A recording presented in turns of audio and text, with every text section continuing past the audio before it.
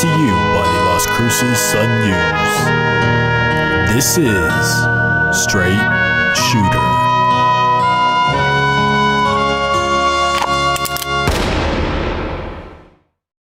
What is going on, everybody? This is Justin Martinez, aka Jay the Sports Dude, and if you are listening right now, let me just say thank you for tuning in to Straight Shooter, the podcast where I shoot from the hip and give you everything that you need to know about the New Mexico State men's basketball team. This is episode 16, oh my gosh, of our season-long journey, and if you're a returning listener, then welcome back. I missed you, and if you're new to the program, well then welcome to the family. Where have you been all my life? Guys, we have a great win in store for y'all this evening, so kick back and relax because I got you. Let's get started. I'm coming to you from a place I like to call the Saloon. So Barkeep, what do we have on tap for today? On tap today is a recap of last week's games, an interview with Trevelin Queen, and a preview of the UTRGV game. Alrighty, thank you, Barkeep. I have my lasso in hand, and it's time for our post-game roundup, the segment where I round up my thoughts on the most recent New Mexico State games. And in this case, the Aggies earned a 72-64 home win over Seattle on Thursday, followed by an 84-82 home win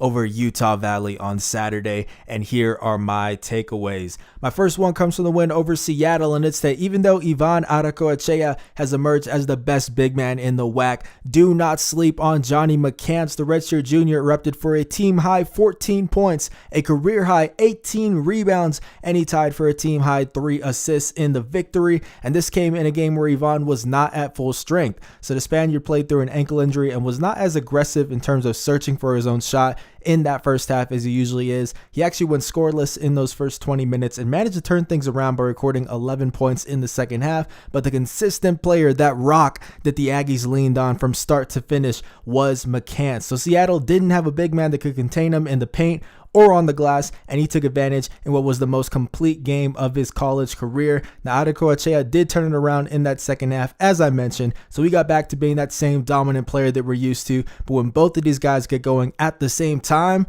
man, there isn't a front court in the WAC that can compete. It is game over at that point, but now it is time for roundup number 2. So my second takeaway comes from the win over Utah Valley, and it said if there was a WAC Most Improved award, it would go to Jabari Rice. Now, the redshirt sophomore has been enjoying a breakout season like none other after averaging just 3.4 points and 2.2 rebounds in 10.9 minutes per game last year, and Saturday's win over the Wolverines was his best performance to date. Now, Rice went ballistic and recorded a career-high 29 points on 8 for 12 shooting to go along with 8 rebounds in 39 minutes, guys, which is also a career high. This dude played all but a few seconds of the contest, and he fittingly capped off the stellar outing by banking in the go-ahead 3 with 0.6 seconds left to secure the victory. Now, Rice is averaging 13.9 points and 5 rebounds in 26.5 minutes per game this season, and he is an essential piece of this New Mexico State team. Now, remember, this is a guy who chose to stay in Las Cruces this summer instead of returning to his hometown of Houston, Texas, in order to work on his game more, and it is paying off for him in a major way. Congratulations to him on all the well-deserved success, because Saturday's performance is just the tip of the iceberg. But now, let's get into roundup number 3. So my third and final takeaway comes from both games, and it is that even though Trevelin Queen is back, you still have to express patience with him. Now, the senior forward was ruled out for 4 to 6 weeks after receiving arthroscopic surgery to repair a tear in his lateral meniscus, but he made a surprise return to the game against Seattle just 22 days after his surgery. Queen, as you all know, does it all for New Mexico State. He leads the team in points per game, field goals attempted, and steals per contest, but it's tough to get right back to that level of play after a meniscus injury of any severity, really, especially when you come back ahead of schedule. Now, Queen averaged 2 points and 13.5 minutes per game during the pair of wins against Seattle and Utah Valley, and honestly, that's perfectly fine, guys. Now, these games are really only for him to get used to the pace of play again and see how he reacts to the competition as well. Do you experience soreness afterwards? Is there swelling? Stuff like that, which New Mexico State head coach Chris Jan said that he did after his Seattle game. Now, we all know that Queen is as good of a player as any in the WAC when he's healthy, and it's just going to be a matter of giving him time, guys. Now, fortunately, he's getting a full week of rest until the next game, which is huge, and once he's at 100% again, guys, this New Mexico State team is going to be even more dangerous.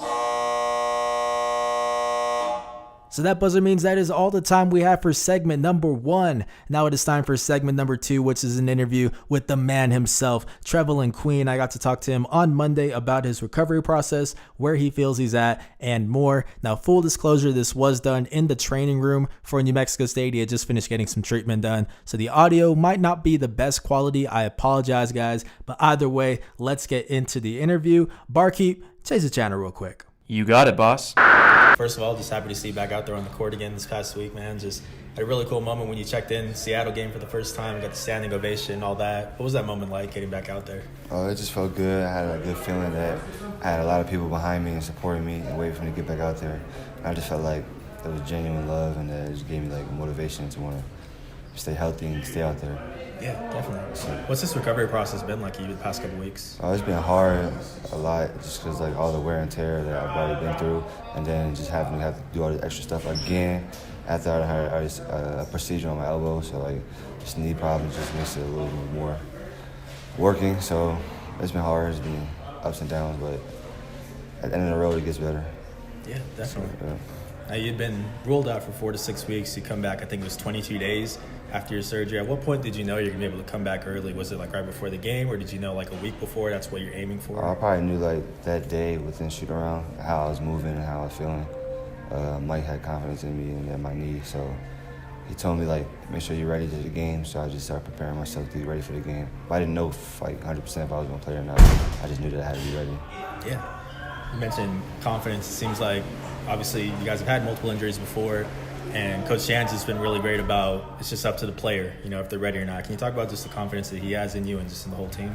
He just believes that no matter what we go through, all the like adversity and challenges we may face as a team or with an individual, that he knows that we can still come together at the end of the day and have enough strength to beat anybody, and he just believes in us, that we just have faith in each other and his like system. Yeah, definitely. Now, as I mentioned, you guys had other injuries, but it seems like anytime the one guy goes down, another guy picks up a bigger role. Yvonne had some really great performances while you were out. Sean Williams gave you guys some really good production off the bench. Is this, would you say, just the most resilient team you've been a part of?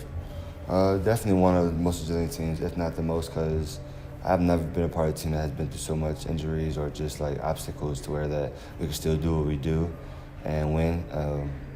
I just feel as though like even each injury gives another person the opportunity to shine and have their moment. I mean, I'm not hoping that anybody gets injured, but I'm just hoping that you don't have to take an injury for everybody to get their confidence and play well. Yeah. Just what is it like when you get out there on the field? Like, do you know that, okay, I think I can do a certain amount of minutes, or is he telling you how many you're limiting it to? Like, how's that process work? No, the process is that if you go out there and you don't believe in yourself, then you know you're destined for failure. And if coach sees that you're lacking anything and not playing with your hand on fire, he's going to take you out, whether you're the star player or the worst player. He wants you to play how he wants you to play, and it's hard both sides of the court. If you're tired and you don't get the fist, that means you're being selfish. So he wants you to just go out there and play as hard as you can and make yourself tired, because you know that you got somebody else coming in that's going to play just as hard. Yeah. Where'd you say you're at right now physically? Just what do you feel like you need to do in order to get back to where you were at? I just got to keep putting the work in, working, staying positive mentally, and just continue to try to grind and just stay the course, because the bigger picture is bigger than me. So I just try to think about the team and what I can do to benefit them, even if I'm not 100%. Yeah. You guys just watched some film today. Just what are you looking for out of this matchup against UTRGV? What can you guys expect? I was just trying to pick it up, play better basketball, because this is a harder opponent, the way they play, the style of play. They get down and gritty, so coaches wants us to make sure that we're right and ready and come out with that pop Saturday. Awesome. And I like to end all these interviews by giving nickname ideas to the guys that I'm talking to. So if you have some time, just want to bounce a couple off your head, you tell me how you're feeling about them.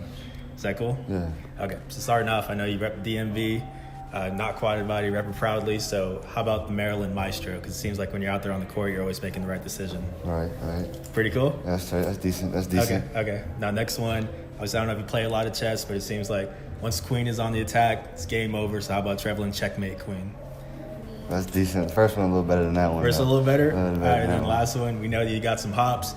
I wish I would have recorded this video, but right before the Seattle game, you did a really nice between the leg off the glass or whatever it was for yourself.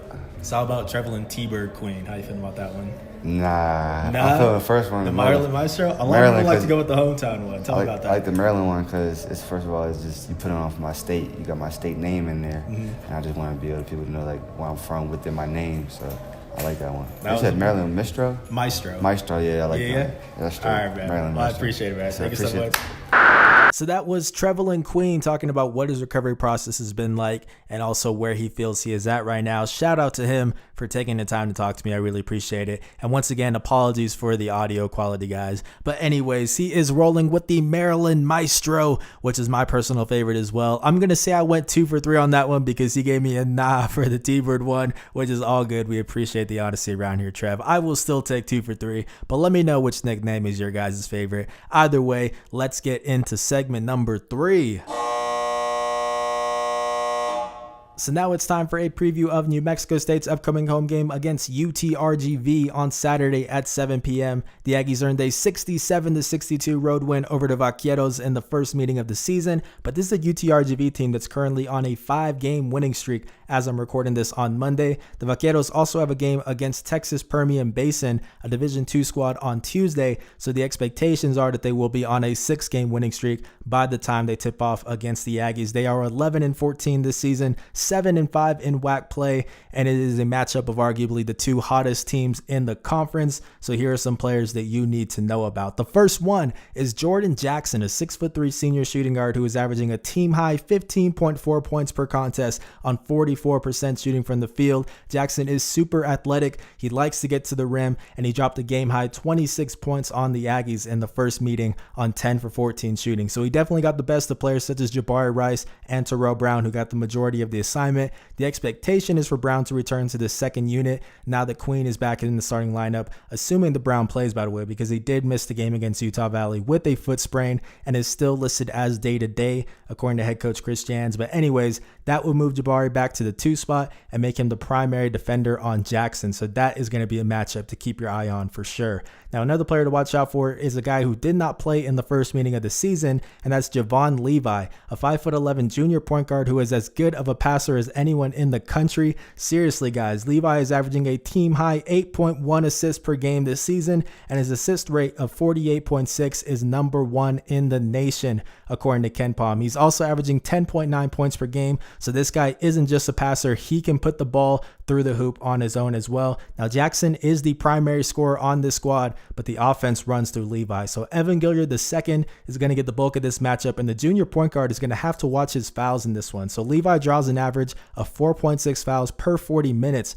according to Ken Palm, which ranks 13th in the WAC. Meanwhile, Gilliard is committing an average of 4.2 fouls per 40 minutes, which is the 3rd highest average on the team. So the Aggies need him on the court for his offense, his defensive intensity, and for the sake of having depth in general. So that is going to be my duel of the day. So the third and final player to watch out for is the final member of UTRGV's Big Three, and that is Leslie Varner II, a 6'7" senior power forward who is averaging 14 points and a team-high 6.1 rebounds per game on 36.8% shooting from deep, not from the field, from deep. This guy can spray it, and he can get scorching hot, guys. He has 5 games of at least 20 points in WAC play, which is tied for the most with Seattle's Terrell Brown, who actually leads the entire conference in scoring. That's how dangerous he can be when he gets into a rhythm, and Johnny McCants is going to get the matchup here, guys. So Varner had 13 points in the first meeting, while McCants had 12, but the big advantage for the Las Cruces native is to get to the rim. So McCants is 45 pounds on Varner, despite being the same height, so he needs to throw that weight around like he has been doing lately, rather than extending his range. Yes, he should still knock down the occasional 3 to keep the defense honest, but his biggest edge in this one is in the trenches. But now it is time for my key to success, and that is for New Mexico State to limit its turnovers. So UTRGV has been forcing an average of 24.1 turnovers per game in WAC play, which leads the conference. The Aggies committed 17 in the first meeting, which the Vaqueros converted into 19 points in order to nearly pull off the upset. If that happens again on Saturday, New Mexico State will be in trouble. Fortunately, the Aggies have only committed an average of 9.8 turnovers per game in their last 6 contests since that UTRGV win. That'll have to continue this weekend if they want to keep the streak alive. But now let's get into my prediction. So can I get a drum roll, please? So for this one, guys, I am going with New Mexico State. by a score of 73-67. I think this is a very dangerous UTRGV team, especially when you consider that the Aggies only won this matchup by 5 points without the Vaqueros' main facilitator last time around. But New Mexico State is taking better care of the basketball. The second unit is producing more with Sean Williams leading the way, and anything the Queen can contribute is going to be a bonus since he didn't play the first time around. So give me the Aggies in this one. But that is going to do it for episode 16 of Straight Shooter. Thank you so much for listening. Please leave a like, a retweet, a comment, or any sort of feedback, depending on whatever platform you're using right now. I really do appreciate the support, guys. I actually had somebody on Twitter just the other day, at Pedro Pistolero 2, ask me how I felt about landing in this market and getting to cover New Mexico State. And my answer, guys, is that it has been nothing but great so far. No complaints whatsoever. The team is awesome to work with, and you guys are so awesome with your constant support. It really does mean a lot, and that's why I love putting together this podcast for you. But that is going to do it for me tonight. This has been Justin Martinez, aka Jay the Sports Dude, and I'll see you guys next Monday. I'm out.